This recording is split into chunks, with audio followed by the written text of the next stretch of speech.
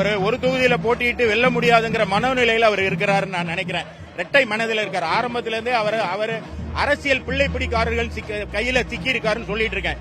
தாவேங்கிறது nothing but B team of DMK.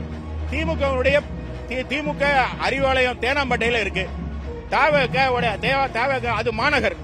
தாவேக பனையூர்ல இருக்கு. அது தேனாம்பேட்டையினுடைய புறநகர். எனவே அது பி டீம் தான், வெளியே வேற ஒண்ணும் இல்ல.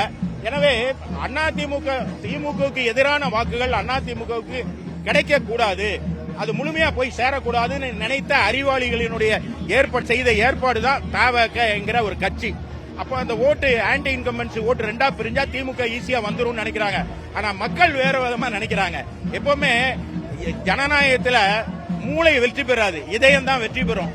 இதயம் எப்படி வெற்றி பெறும்னா, இந்த மக்கள் என்ன இதயத்துல என்ன நினைக்கிறாங்கன்னா, அவங்க எல்லாரும் பெண்களுக்கு பாதுகாப்பு இல்லாத இந்த அரசாங்கம் நீடிக்க கூடாதுன்னு நினைக்காங்க. அப்படின்னா யாருக்கு ஓட்டு போடணும்னு மக்கள் நினைப்பாங்க. எடப்பாடியார் மட்டும்தான் தங்களை காப்பாற்ற முடியும்னு பெண்கள் நினைக்கிறாங்க. பெண்களுக்கு பாதுகாப்பு இல்லாத இந்த ஆட்சியை அகற்றி எடப்பாடியார் ஆட்சி தமிழ்நாட்டில் வரும்.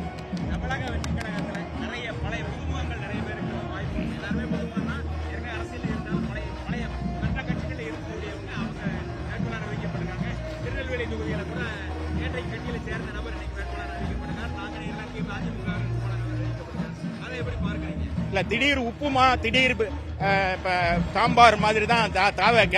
எனவே அவங்க புதுசா கட்சிகளால், அதாவது அது வாய்ப்பிழந்தவர்களின் கூடாரமாக அது மாறிடுச்சு. எங்கேயுமே கிடைக்க வாய்ப்பே இல்லாதவங்களுக்கு எல்லாம் போய் ஒரு கூட்டணி ஆண்டிகள் கட்டி கூடி கட்டும் மண்டபமாக தாவேக திகழ்கிறது.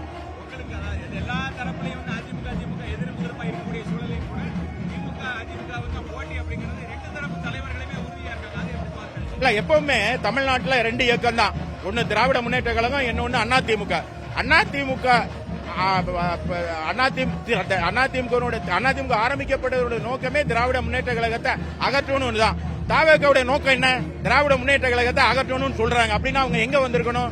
அதிமுக வந்திருக்கணும். ஆனா தனியா இருக்கிறதோட நோக்கம் என்ன அப்படின்னா, திமுகக்கு எதிரான வாக்குகள் அதிமுக முழுமையா போகக்கூடாதுங்கிற ஒரு சோசியல் இன்ஜினியரிங்க பிளான் பண்ணி அவங்க தனியா போட்டிடுறாங்க. ஆனா அதிமுக திமுக தான் களத்துல போட்டி.